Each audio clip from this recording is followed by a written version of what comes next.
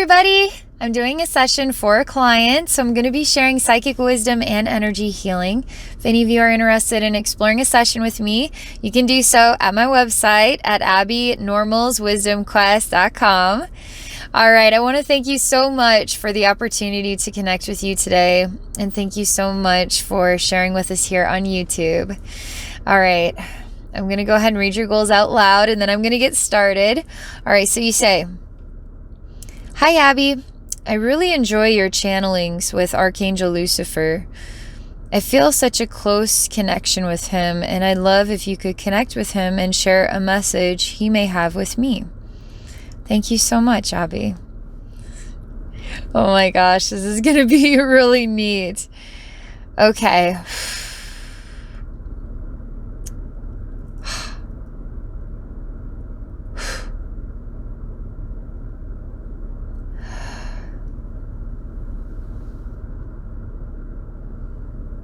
All right, I'm going to relax, get tuned in here. Let's see what Archangel Lucifer would like to share with you today.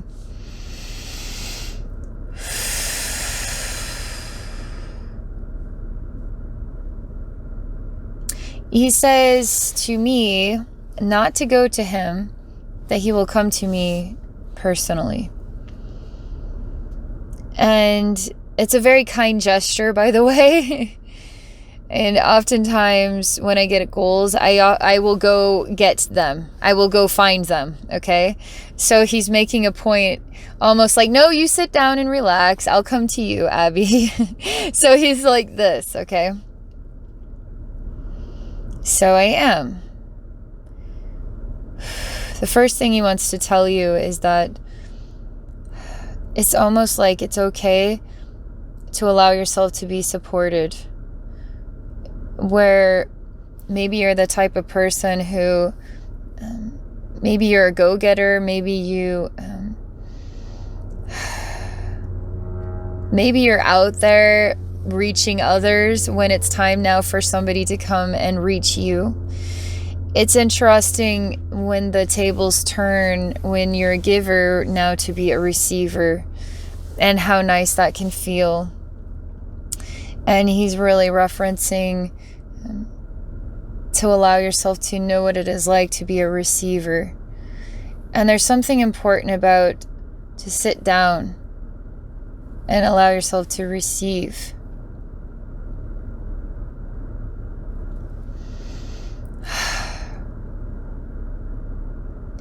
I see he really wants you to know that there are really beautiful things for you. He shows me a door opening for you as you're sitting down. It's almost like he wants you to sit so you don't fall down, because when he opens the door, he shows me what is like a beautiful show. It's kind of like a Cirque du Soleil, and I see a lot of people dressed, and they're acrobatic, and they're incredibly talented, and they're putting on a very special show for you to enjoy.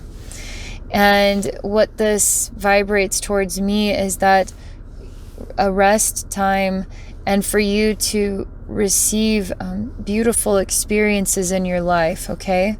And that he will be personally opening the door to bring those positive experiences into your life. He shows me something peculiar. From inside this Cirque du Soleil, there's a monkey, okay? And the monkey is running and it's jumping onto your lap, and now it's resting on your shoulder. And the monkey is trying to tell you something, is trying to get your attention. And Archangel Lucifer, it's like the monkey says, go, go, go, go, go, hurry, hurry, get up, go through there. It's almost like you have to do something. It's like the alarm is being sound off inside yourself, and now you need to get up and go do something instead of sitting down and enjoying the rest of the show. It's like a busybody, you know? I'm watching the Cirque du Soleil show. Oh, I've got a phone call. Oh, shoot, I've got to go pick this up for this person, or I've got to go do that. But it's not about you. It's about everybody else. It's about everything else, everything beyond yourself. And he's really, again, Archangel Lucifer is really emphasizing, do not answer that phone call. Do not answer that monkey's alarm. Please stay seated and enjoy the rest of the show. It's about you winding down. It's about you receiving, okay? You tell him something like, I don't want to... Like, if you get too used to sitting down, you might never be an active person again, okay? So it's like, I probably should do something. It's really hard for you to sit still and just watch this Cirque du Soleil show. You feel like it's almost like your mind is everywhere.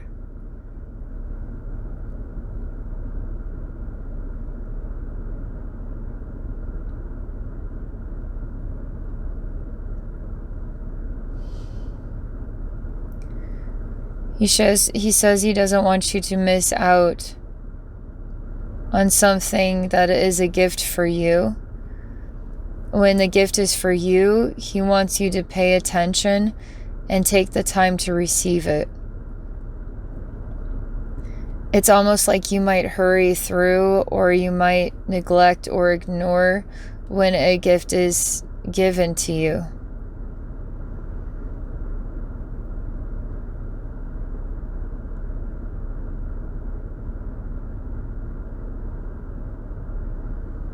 All of this is slowing way down, by the way. All of it is. And the Cirque du Soleil is still happening, but it's happening slower, and it feels like less vibrationally loud.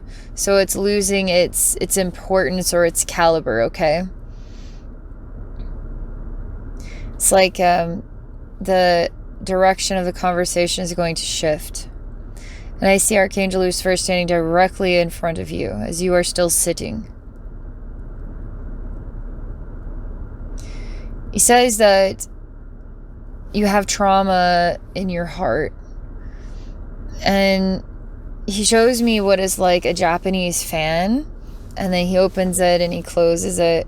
And then he uses this and he uses it like almost like a spoon or something. And he use that as a tool to place into your heart, but he kind of pulls on this like kind of black rubber bandy like thing, then he kind of pulls it up. He can't get it to come out though. He asked me if I know why he has got this fan, what it represents. So I'm exploring it.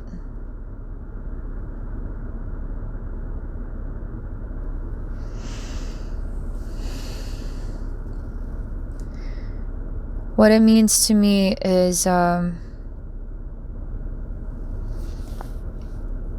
I actually touch it, interact with it as an energy, it makes me feel like it's a reflection of letdowns, too many letdowns.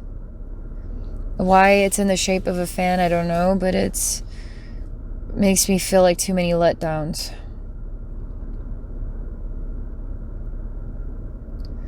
When I say that that rubber bandy starts to relax and it wants to come out, it just doesn't know how to let go. Almost like it is a consciousness as well. And your relationship with feeling let down.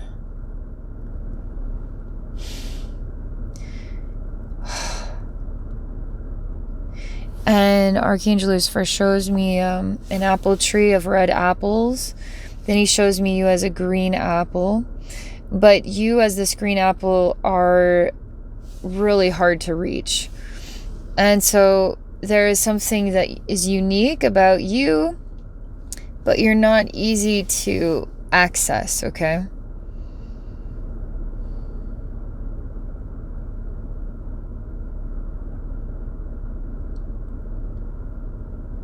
And you cling to the tree that you were born from. And you will need to learn how to move on, because it's the letdowns that cause you to go back to the tree.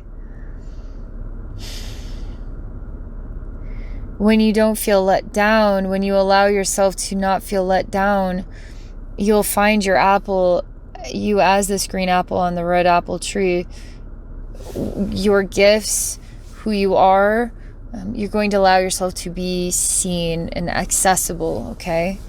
And it's the letdowns that are getting in the way of you being accessible or seen, okay? And he shows me that these letdowns are really very influential, very influential. Almost like they're more important than anything else to you are your letdowns. And he shows me you, the apple, cry against the breast of the tree. And it literally looks like an apple tree, but it represents a mother, okay? And the mother has many children, and there's something that feels like unfulfilled in your heart, okay? Not even the mother can nurture that in your heart. And you're conflicted between that feeling in the heart and the letdowns. And let's see what he says next, okay?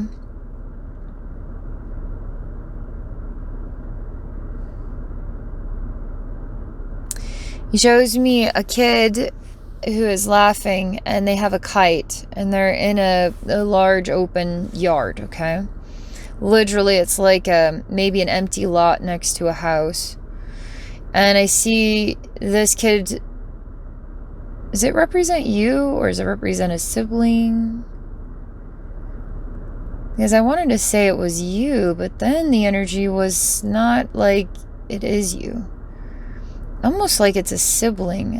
Like it represents a childhood friend, a sibling. They are smiling with the kite. They are running. They are free. Where are you in this picture? You do not have a kite. You are not smiling or running free. You are invisible. And I see you actually are the air.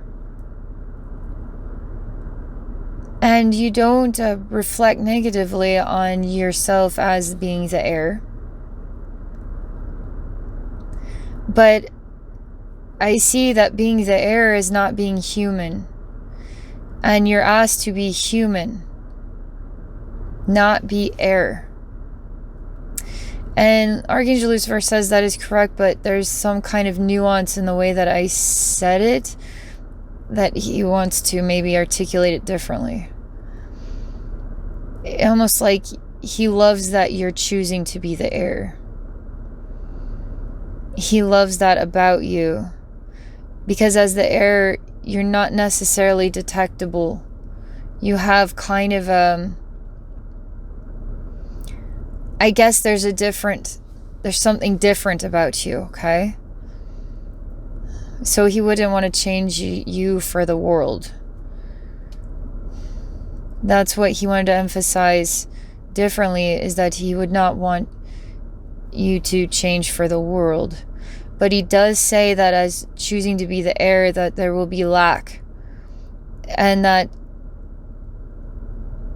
because it's going to be hard for you to feel in a way like you fit in, because if you're in a room full of humans and you're the air, of course you're part of everybody.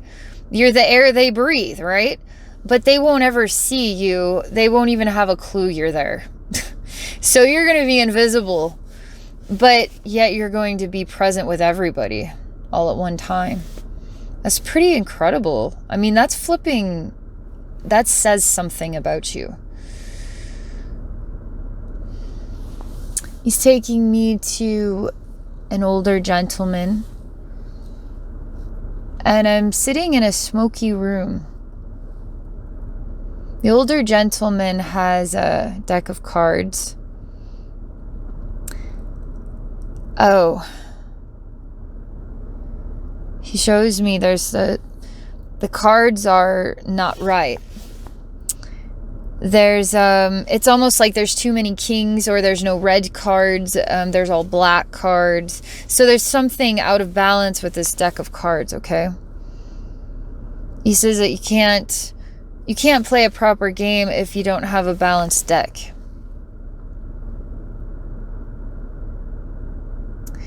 And then he says, oh, but maybe you can. And then he shows me like a sly like cardsman who has the extra king up his sleeve, okay? Because there's like one extra black king, and now we know there's 5 kings instead of 4, you know? So he's kind of showing me this, all right? It's you have a king up your sleeve, not an ace. It's a king, he says. A black king, like a king of clovers.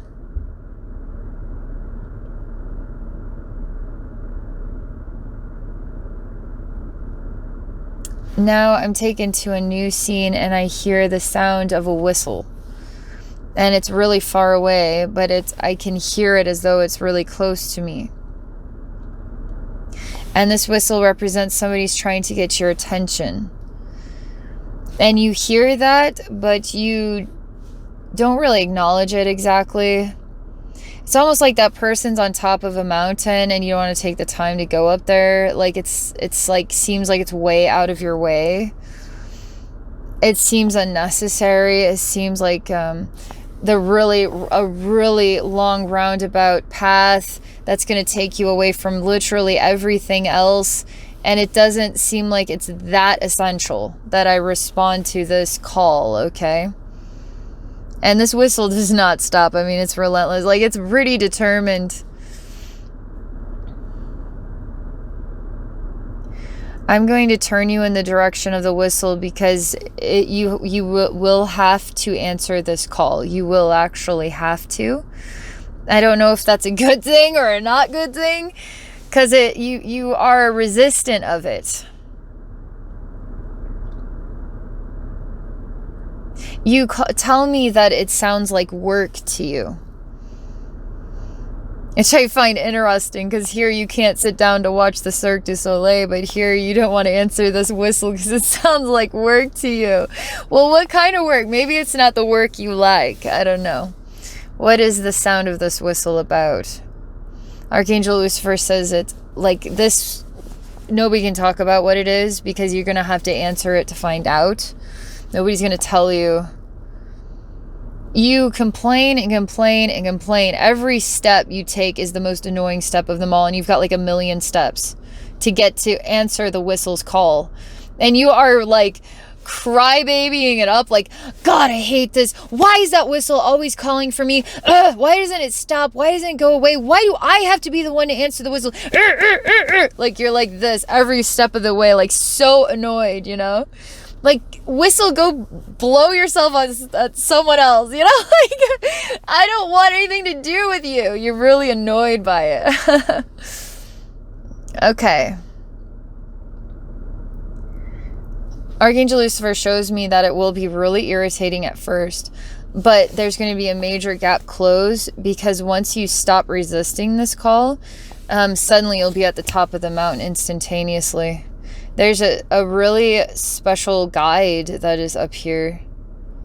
You do not like this guide. He has a really tall hat, by the way. It's kind of like a chef's hat, but it's actually a dark purple and blue, and it's he wears a lot of dark purple and blue colors. He has a long, kind of pointed beard. I don't want to say that he's magical energetically. He is kind of magical, but he seems more like a smart guy, like a wizard that doesn't do magic. if that makes sense. He seems like he is extremely a knowing man, who he even has like a scientifically or mathematically knowing sensation to him. Doesn't necessarily pull rabbits from hats or create orbs from thin air. He's more like a practical man, okay? And you want to punch him in the chest, literally right into his heart, to get his heart to stop, and you're really angry at him. And you're really mad. Like, you start flicking off everybody. The God, the angel, the angelic realm, like, you're flicking off everybody. You flick off Archangel Lucifer. You're flicking everybody off, like, because of this guy. You hate this guy. Screw all you for forcing me to answer the whistle and then have to stand next to this guy. I hate this guy. You literally like this. It's hilarious. Okay. Then you fall to your knees and start to cry, and you say, get away from me. Still.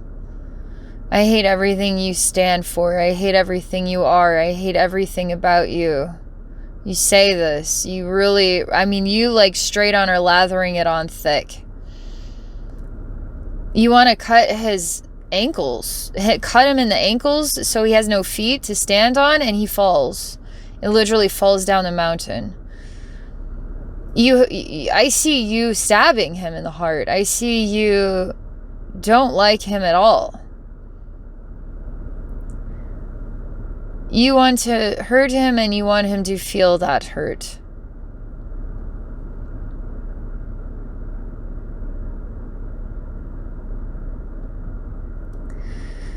You're really thinking about this right now.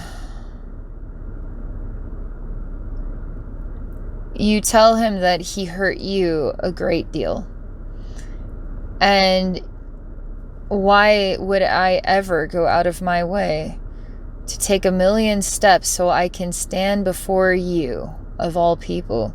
You are not worth my time. You are not worth my steps. You are not worth it to me. You are rude. Like, you're kind of speaking like this, and this is why you didn't want to answer that call. You didn't want to go to the mountaintop. It's almost like, is he a guide? Is he definitely represents someone who has challenged you in your life or in other lifetimes, and he is part of a guide for you in this life, almost like he's a real, okay, hear me out here.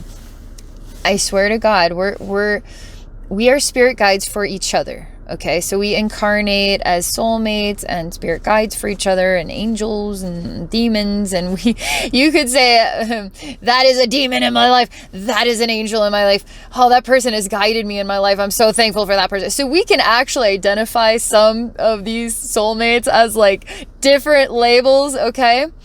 And so now hear me out. What if you have run across someone that has rubbed you the wrong way in this life for years, potentially.